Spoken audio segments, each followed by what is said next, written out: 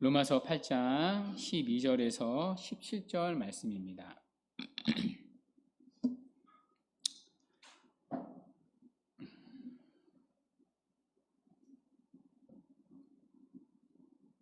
찾은 줄 알고 저부터 한 절씩 교독하고요. 마지막 17절을 함께 읽도록 하겠습니다. 저부터 12절 읽겠습니다. 그러므로 형제들아 우리가 빚진 자로되 육신에게 져서 육신대로 살 것이 아니니라.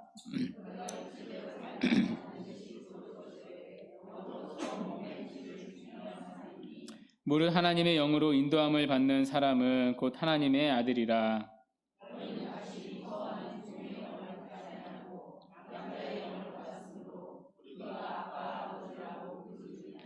성령이 친히 우리의 영과 더불어 우리가 하나님의 자녀인 것을 증언하시나니 자녀이면 또한 상속자 곧 하나님의 상속자요 그리스도와 함께한 상속자니 우리가 그와 함께 영광을 받기 위하여 고난도 함께 받아야 할 것이니라. 아멘.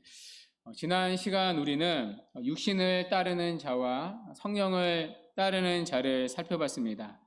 육신을 따르는 자는 불신자를 말합니다. 또 성령을 따르는 자는 신자를 말합니다. 원래 우리는 육신을 따르는 자였습니다.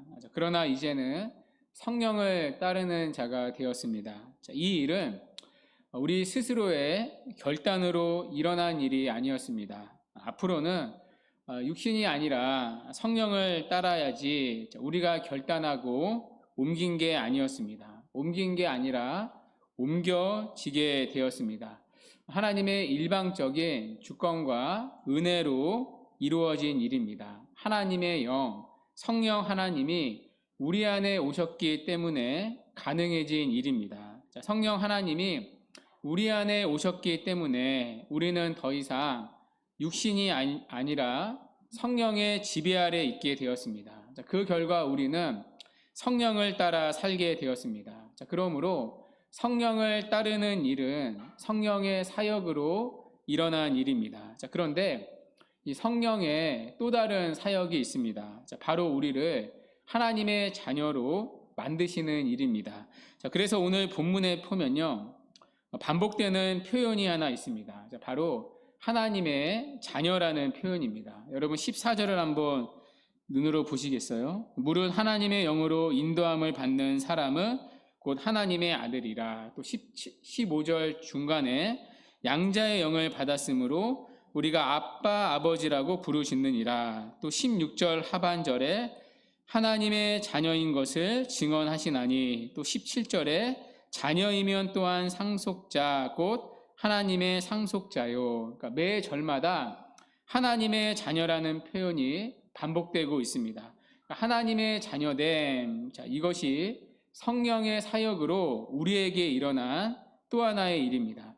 그래서 오늘은 이 하나님의 자녀됨에 대해 살펴보도록 하겠습니다. 두 가지로 살펴보려고 하는데요. 첫 번째, 우리는 어떻게 하나님의 자녀가 되었는가? 둘째, 자녀가 되었기 때문에 누리는 특권은 무엇인가? 이 두 가지를 보겠습니다. 첫 번째는 자녀됨의 방법, 두 번째는 자녀됨의 결과, 이 두 가지를 하나씩 살펴보겠습니다. 첫 번째, 이 자녀됨의 방법입니다. 우리는 어떻게 하나님의 자녀가 되었는가? 원래 우리는 하나님의 자녀가 아니었습니다. 누구의 자녀였습니까? 원래 우리는 마귀의 자녀였습니다. 그 증거가 요한복음 8장 44절에 있습니다. 우리 함께 읽도록 하겠습니다. 시작. 너희는 너희 아비 마귀에게서 났으니 너희 아비의 행하고자 하느니라. 그는 처음부터 살인한 자요 진리가 그 속에 없으므로 진리에 서지 못하고 거짓을 말할 때마다 제 것으로 말하나니 이는 그가 거짓말쟁이요 거짓의 아비가 되었습니다. 아멘. 여기 너희는 예수님을 믿지 않는 사람들을 말합니다. 로마서의 표현으로는 아담 안에서 태어난 자들입니다. 죄의 종입니다. 또 죄와 사망의 법 아래 있는 자입니다. 육신을 따르는 자입니다. 거듭나기 전에 우리를 가리킵니다.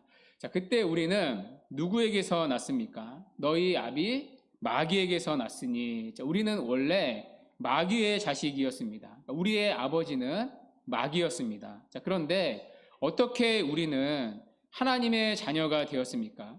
자, 보통 자녀가 되는 방법은 두 가지가 있습니다. 하나는 출생을 통해 자녀가 될 수 있습니다. 또 하나는 입양을 통해 하나님의 자녀가 될 수 있습니다. 자, 그러면 신자는 어떠한 방법으로 하나님의 자녀가 되었습니까? 바로 입양을 통해 하나님의 자녀가 되었습니다. 그러니까 신자는 입양됨으로써 하나님의 자녀가 되었습니다. 자, 원래 하나님의 자녀는 하나님의 유일하신 아들 예수님밖에는 없습니다. 자, 그러나 우리가 예수님을 믿을 때 그분과 연합된 우리도 하나님의 자녀가 될 수 있습니다. 자, 그래서 입양의 조건은 단 하나입니다. 예수 그리스도를 영접하고 그 이름을 믿으면 됩니다. 요한복음 1장 12절은 이렇게 말씀합니다. 영접하는 자, 곧 그 이름을 믿는 자들에게는 하나님의 자녀가 되는 권세를 주셨으니. 자, 그렇기 때문에 자, 우리는 예수님을 통하지 않고서는 누구도 하나님의 자녀가 될 수가 없습니다. 예수님을 믿어야만 하나님의 자녀가 될 수 있습니다. 자, 그런데 이 일에 성령 하나님이 관여를 하십니다. 그러니까 성령은 우리로 하여금 예수님을 믿게 하십니다. 자, 그래서 우리를 하나님의 자녀로 입양시켜 주십니다. 자, 그 증거가 오늘 본문에 있습니다. 자, 본문 15절인데요. 우리 다시 한번 읽어볼게요. 15절 시작. 너희는 다시 무서워하는 종의 영을 받지 아니하고 양자의 영을 받았으므로 우리가 아빠 아버지라고 부르짖느니라. 아멘. 여러분, 우리가 신자는 무슨 영을 받았대요? 양자의 영을 받았다고 말합니다. 여기 양자의 영은 성령 하나님을 가리킵니다. 자, 그런데 성령 하나님의 별명이 무엇입니까? 양자의 영입니다. 그러니까 조금 더 분명하게 말하면 입양의 영입니다. 그러니까 성령 하나님은 우리를 하나님의 자녀로 입양시켜 주시는 영이라는 뜻입니다. 자, 그러므로 하나님의 자녀로 입양되기 위해서는 무엇이 필요합니까? 양자의 영이라 불리는 성령 하나님이 우리 마음 가운데 오시는 것입니다. 성령 하나님이 우리 마음 가운데 오셔야 우리는 예수님을 믿을 수 있습니다. 자, 그분을 믿음으로 우리는 하나님의 자녀로 입양될 수 있습니다. 자, 그 일을 성령 하나님이 하십니다. 자, 그래서 그분은 양자의 영, 입양의 영이십니다. 자, 그래서 실제로 우리가 성령을 받으면 어떤 일이 일어납니까? 하나님을 아빠, 아버지라고 부릅니다. 자, 여러분은 하나님을 아버지라고 부르십니까? 여러분이 기도할 때, 또 예배할 때 하나님을 아버지라고 부를 수 있다면 여러분은 성령을 받은 자입니다. 양자의 영을 받은 자입니다. 양자의 영이라 불리는 성령 하나님이 여러분 마음 가운데 오셨기 때문에 여러분은 하나님을 아버지라 부를 수 있게 된 것입니다. 이처럼 우리는 성령을 통하여 마귀의 자녀에서 하나님의 자녀로 입양이 되었습니다. 자, 그러면 두 번째, 하나님의 자녀됨의 결과는 무엇입니까? 자, 하나님의 자녀가 되었기 때문에 누리는 특권은 무엇입니까? 이 특권에는 이 5가지가 있습니다. 자, 첫 번째 특권은 하나님의 인도함을 받습니다. 자, 본문 14절인데요. 우리 14절 우리 함께 한번 읽어볼게요. 시작. 무릇 하나님의 영으로 인도함을 받는 사람은 곧 하나님의 아들이라. 아멘. 자, 하나님의 자녀가 누리는 첫 번째 특권은 무엇입니까? 하나님의 영, 그러니까 성령으로 인도함을 받습니다. 세상 사람들은 자기가 자기를 인도하며 살아갑니다. 자, 그런데 하나님의 자녀는 스스로 살아가지 않습니다. 하나님의 영, 즉 성령 하나님의 인도를 받습니다. 자, 그런데 여기서 말하는 성령의 인도하심은 우리가 생각하는 그런 인도하심이 아닙니다. 우리가 올바른 배우자나 직업이나 진로를 선택하는데 안내해주는 인도하심이 아닙니다. 물론 성령 하나님은 우리의 모든 인생의 영역에서 우리를 인도하십니다. 그런데 여기서 말하는 성령의 인도하심은 그런 인도하심이 아니라 죄를 이기도록 인도하신다는 뜻입니다. 죄를 이기도록 인도하신다는 뜻입니다. 그 이유가 있습니다. 14절 앞에 나오는 이 무릇이라는 접속사 때문입니다. 여기 무릇이라는 접속사는 번역이 좀 아쉬운데요. 히브리어로 가르라는 단어입니다. 번역하면 왜냐하면이라는 뜻입니다. 왜냐하면이라는 접속사는 앞의 이유를 설명하는 접속사이죠. 그래서 14절은요, 13절의 이유를 설명하는 내용입니다. 그러니까 14절은 13절과 연결되어 있습니다. 그러면 13절을 한번 보시겠어요? 13절에 보시면 너희가 육신대로 살면 반드시 죽을 것이로되 영으로서 몸의 행실을 죽이면 살리니. 여기 몸의 행실은요, 육신을 따르는 삶, 그러니까 제약된 행실을 의미합니다.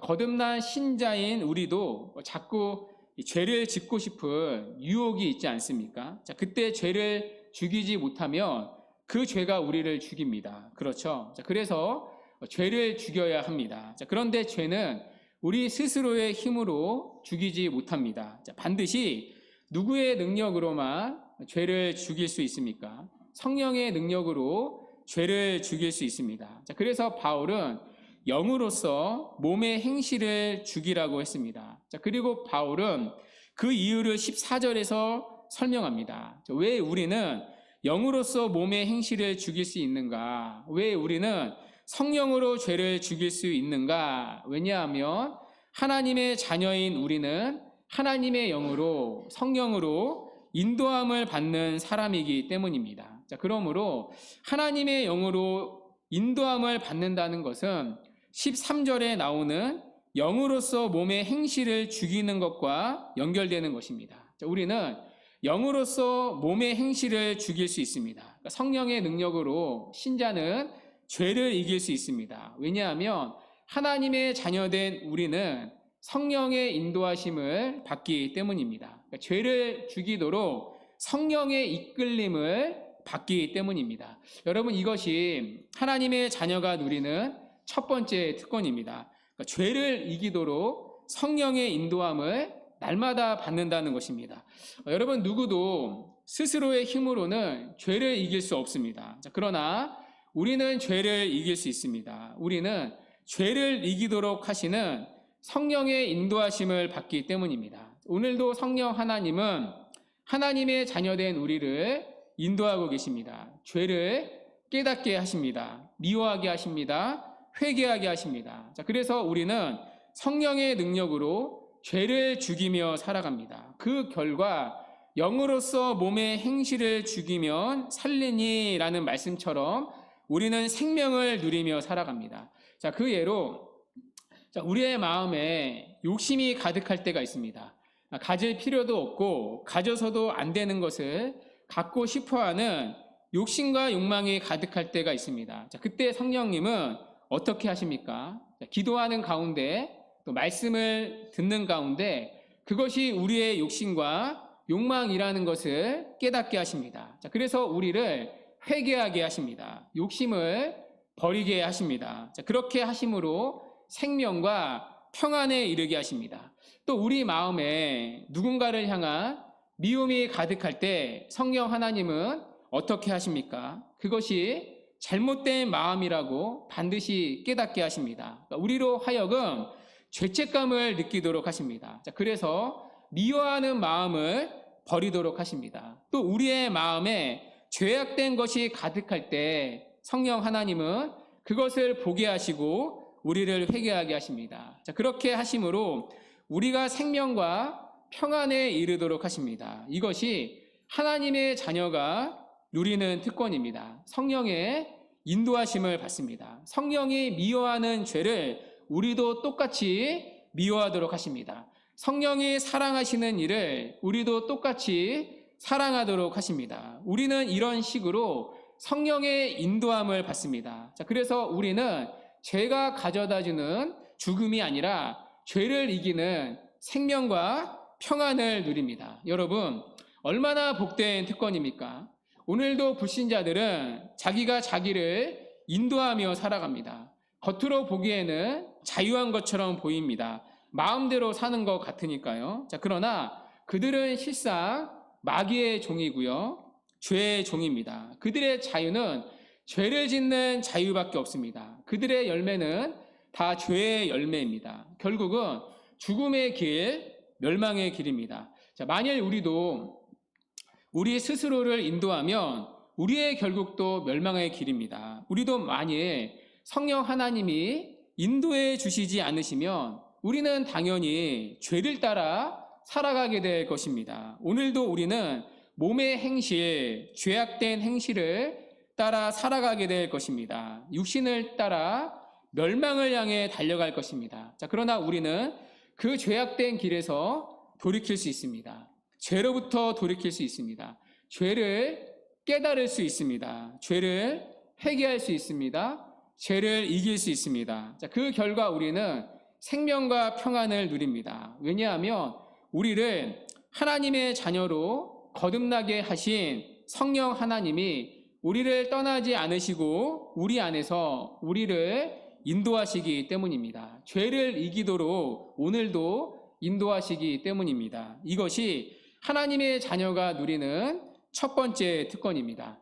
두 번째, 하나님의 자녀가 누리는 특권은 무엇입니까? 바로 하나님과의 친밀한 관계입니다. 자, 본문 15절인데요. 우리 본문 15절 우리 다시 한번 읽었는데 다시 한번 읽도록 하겠습니다. 시작.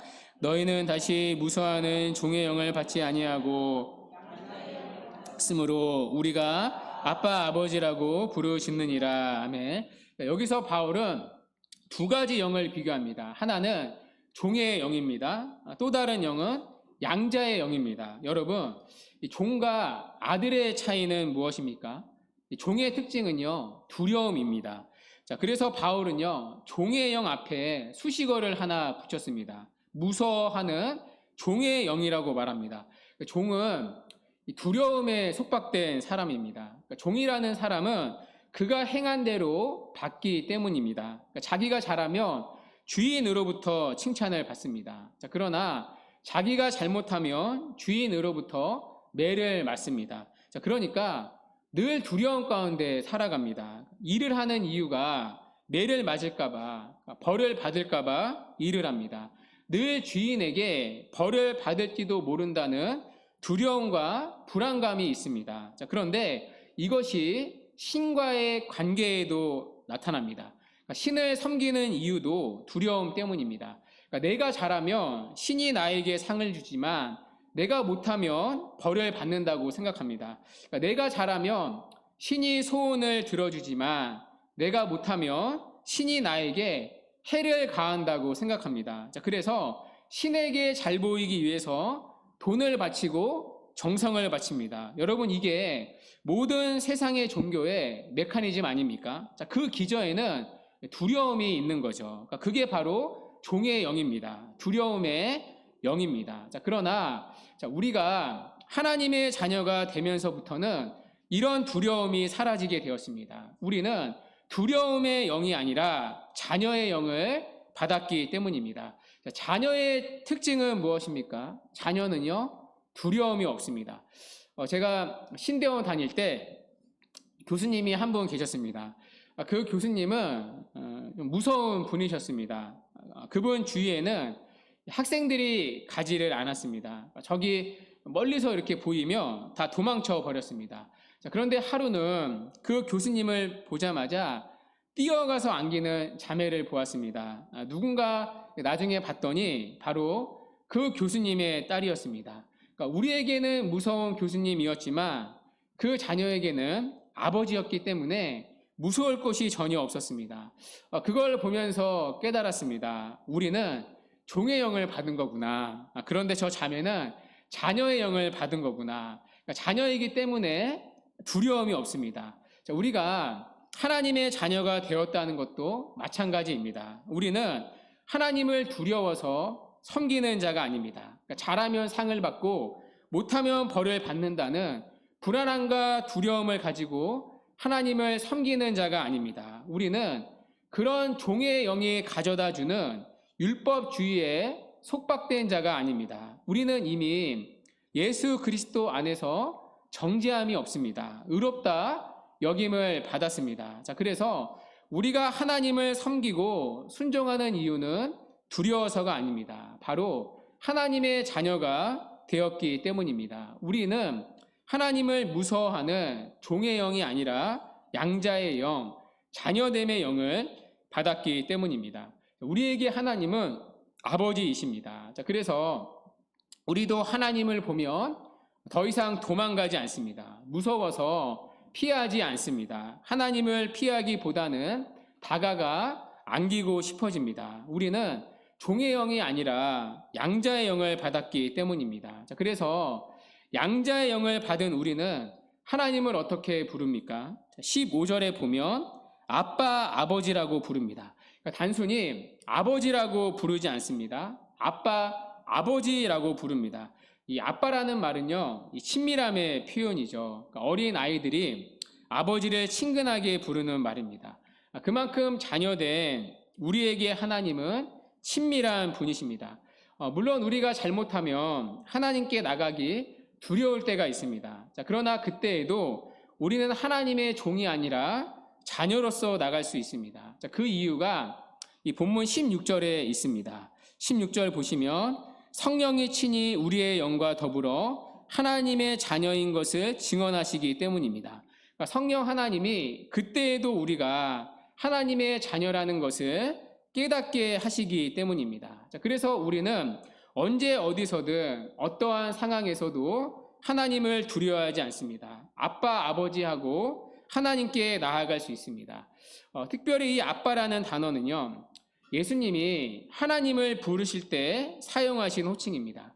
이 아빠라는 단어는 예수님과 하나님 사이에 친밀한 관계를 보여줍니다. 그러니까 누구도 끊을 수 없는 내적으로 깊고 하나된 관계를 보여줍니다. 자, 그런데 놀랍게도 바울은 신자들 역시 하나님을 부를 때 같은 단어를 쓸 수 있다고 말합니다. 그러니까 오직 예수님만이 아버지와 특별한 관계를 맺을 수 있습니다.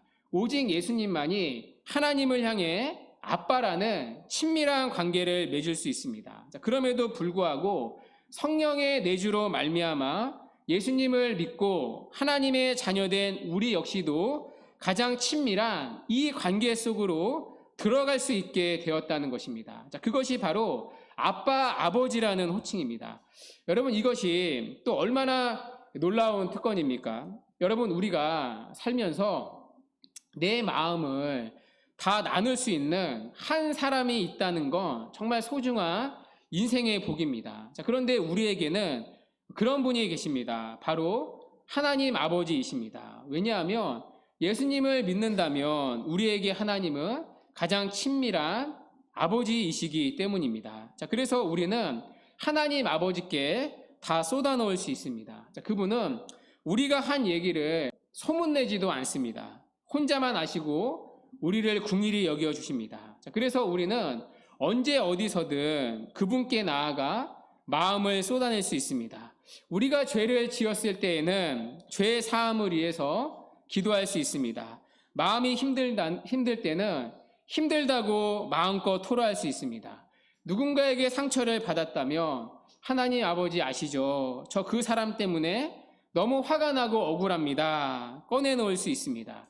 때로는 지혜가 없을 때 그분께 나아가 지혜를 구할 수도 있습니다. 그러면 후히 주시고 꾸짖지 않으시는 그분은 우리에게 지혜를 주십니다. 때로는 누구에게 말 못할 사정도 그분께는 말하고 도움을 구할 수 있습니다. 우리는 어떠한 상황에도 하나님께 나아갈 수 있습니다. 왜냐하면 우리는 어떠한 상황에서도 그분의 자녀이기 때문입니다. 자, 그러므로 무엇보다 주 안에 사랑하는 여러분, 하나님의 자녀됨의 두 번째 특권, 하나님과의 친밀함을 누리며 살아가는 은혜가 있기를 바랍니다. 이것을 누리는 자리가 바로 기도의 자리입니다. 여러분, 실제로 기도의 자리에서 아빠, 아버지하고 불러보십시오. 우리가 하나님을 향해 아빠라는 단어가 좀 어색할 수 있는데요.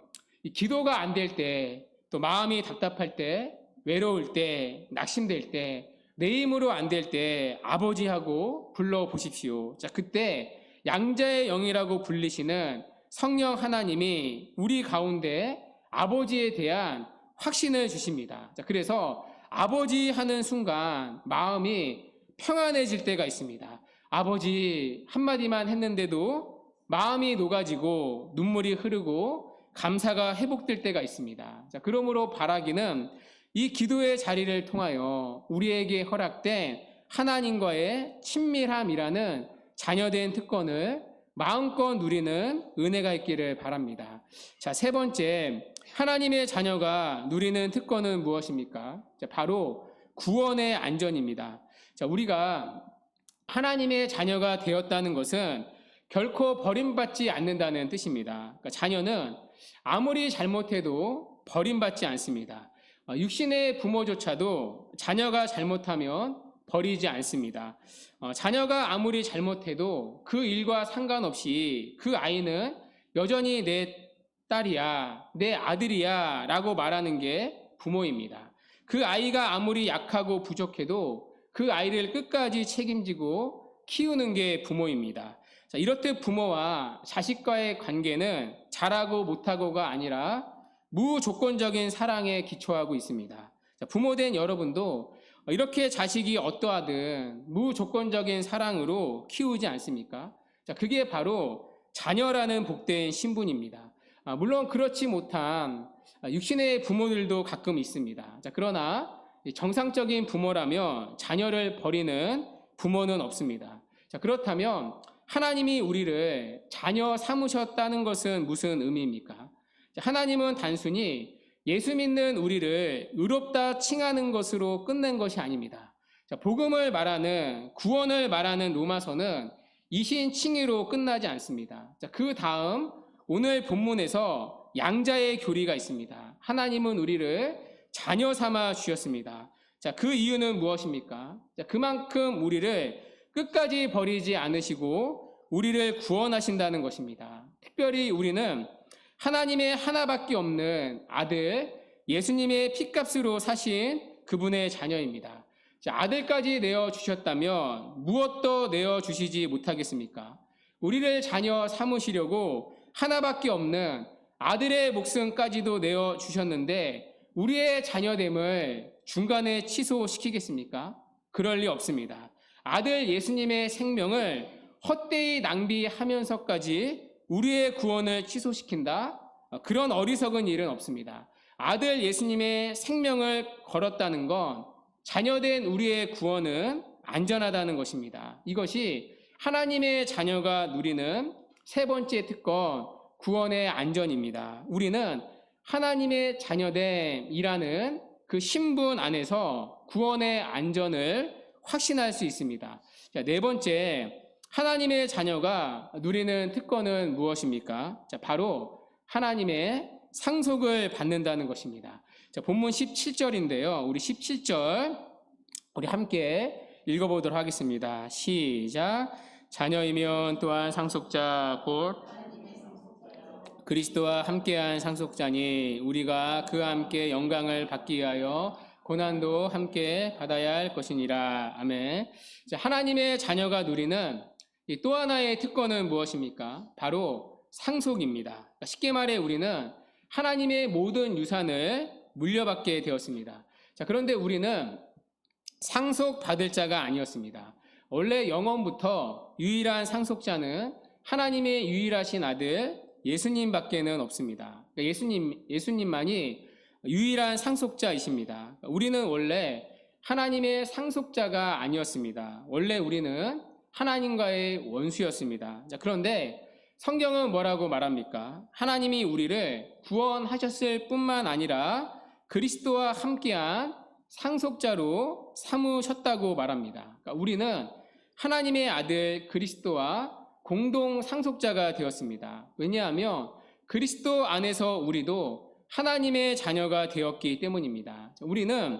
우리가 능력이 있어서가 아닙니다. 그분의 자녀이기 때문입니다. 유산은 뛰어난 종이 받는 게 아닙니다. 그 자녀된 자가 받습니다. 그러니까 능력보다 중요한 것은 신분입니다. 우리는 하나님의 자녀입니다. 자, 자녀이기 때문에 하나님 아버지의 모든 재산을 상속받습니다. 자, 그렇다면 자, 무엇을 상속받습니까? 자, 베드로전서 1장 4절에 이렇게 쓰여져 있습니다. 베드로전서 1장 4절 함께 읽겠습니다. 시작.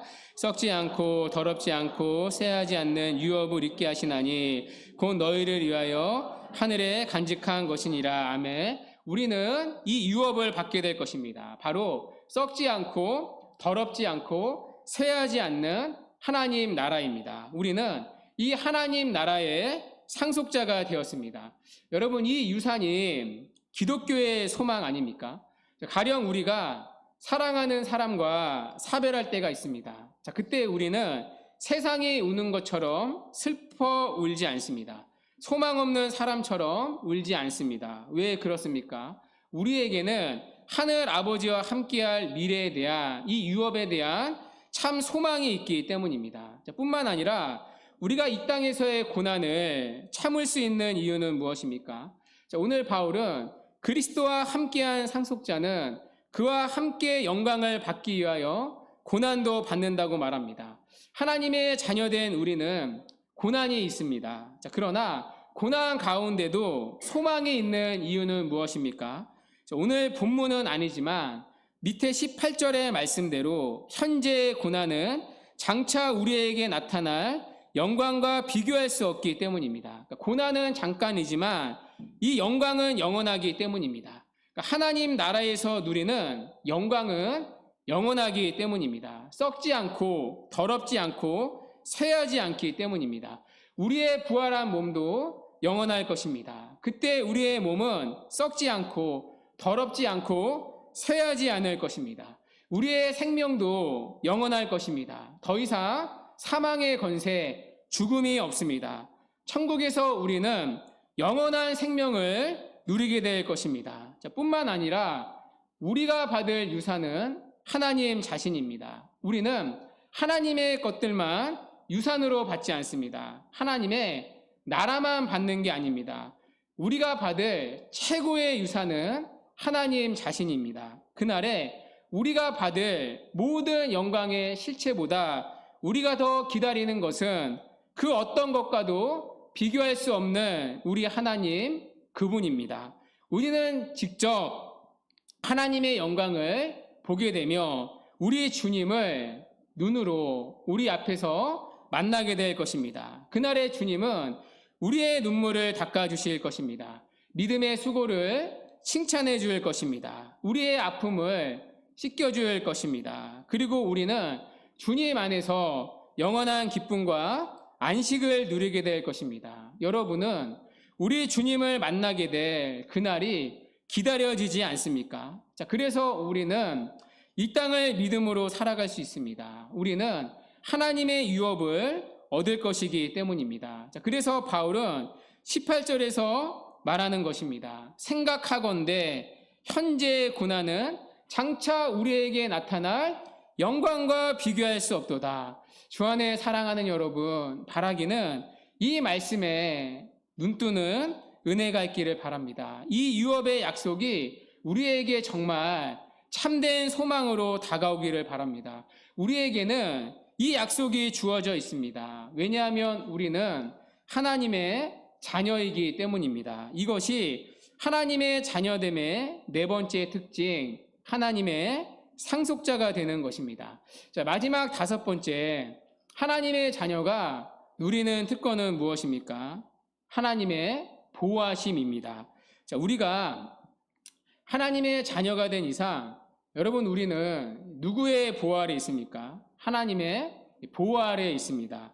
하나님이 우리의 아버지가 되시기 때문입니다. 하나님이 우리의 아버지가 되신다는 거, 여러분, 이 또한 얼마나 큰 특권입니까? 예전에 영화의 한 대사가 유행한 적이 있습니다. 오늘 지금까지도 이렇게 가끔 회자되고 있는데요. 느그 아버지 뭐하시노라는 대사였습니다. 아시죠? 여러분, 우리의 아버지 뭐 하시는 분입니까? 온 세상을 창조한 분이십니다. 전능하사 천지를 만드신 하나님 아버지이십니다. 들을 때마다, 고백할 때마다 가슴이 뛰지 않습니까? 일개 재벌의 회장 정도가 아니라, 한 나라의 대통령이 아니라 천지를 만드시고 오늘도 하늘 보좌에서 모든 만물을 다스리시는 하나님이십니다. 모든 일의 결재권이 오늘도 그분 손에서 이루어지고 있습니다. 자, 그러니 여러분, 우리가 겁낼 것이 무엇이 있습니까? 여러분, 무슨 세상의 권력이 더 필요합니까? 무슨 세상의 힘이 더 필요합니까? 무슨 세상의 도움과 인맥이 필요합니까? 세상을 다스리시는 하나님이 우리의 아버지이신데요. 우리는 그 하나님 아버지를 백으로 삼고 살아가는 그분의 자녀입니다. 여러분, 이보다 더 든든한 백이 어디에 있습니까? 자, 그래서 우리는 세상이 두려워하는 것들을 똑같이 두려워할 필요가 없습니다. 세상이 의지하는 것들을 똑같이 의지할 필요가 없습니다. 세상이 힘이라고 하는 것들을 똑같이 힘으로 삼고 살아가는 자들이 아닙니다. 우리는 인생을 의지하고 살아가는 자들이 아닙니다. 세상의 눈치를 보고 살아가는 자들이 아닙니다. 우리는 세상보다 크고 세상을 다스리시는 하나님이 우리의 아버지 되시기 때문입니다. 하나님 아버지는 자녀된 우리의 몸과 영혼에 필요한 모든 것을 아시고 모든 것을 주십니다. 마태복음 6장 26절 말씀입니다. 공중의 새를 보라. 심지도 않고 거두지도 않고 창고에 모아 들이지도 아니하되 너희 하늘 아버지께서 기르시나니 너희는 이것들보다 귀하지 아니하느냐. 자, 그 밑에 6장 32절입니다. 이는 다 이방인들이 구하는 것이라 너희 하늘 아버지께서 이 모든 것이 너희에게 있어야 할 줄을 아시느니라. 하나님은 자녀된 우리를 책임져 주시고 보호해 주십니다. 언제까지요? 우리가 하나님 나라를 상속받는 그날까지요. 그때까지 우리에게는 하나님의 보호가 약속되어 있습니다. 자, 그래서 우리는 염려가 아니라 믿음으로 살아가는 자들입니다. 이것이 하나님의 자녀가 누리는 마지막 특권, 하나님의 보호입니다. 주 안에 사랑하는 여러분, 오늘 우리는 구원의 서정 가운데 이신칭의를 넘어 하나님의 자녀됨에 대해 살펴보았습니다.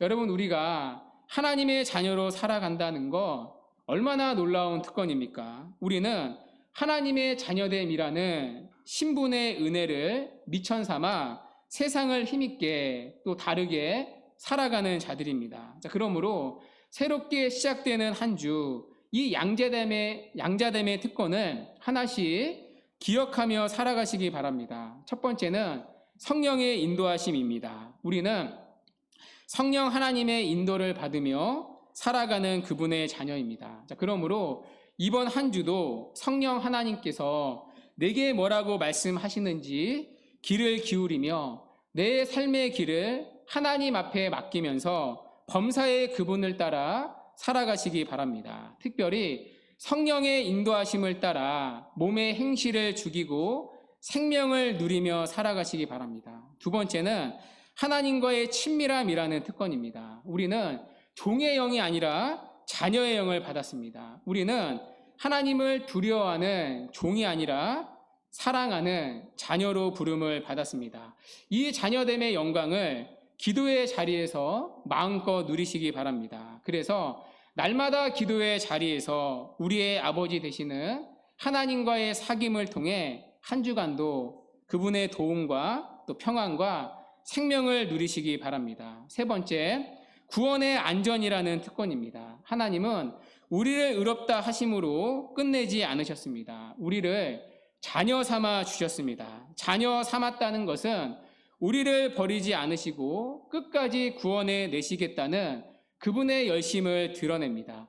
이 신분을 기억하며 살아가시기 바랍니다. 네 번째, 미래에 받을 상속의 특권을 믿음의 눈으로 날마다 바라보시기 바랍니다. 우리는 썩지 않고 더럽지 않고 새하지 않을 하나님의 나라를 받게 될 것입니다. 그리고 하나님의 영광과 주님을 날마다 보게 될 것입니다. 우리는 죽음 이후에 찬란한 영광이 기다리고 있습니다. 그 소망을 가지고 고난 가운데도 믿음으로 살아가시기 바랍니다. 자, 마지막 5번째, 하나님의 보호를 받는 특권입니다. 언제까지요? 우리가 상속받는 그날까지요. 우리가 하나님 앞에 서는 그날까지요. 자, 그날까지 자녀된 우리는 이 땅에서 하나님의 보호를 받습니다.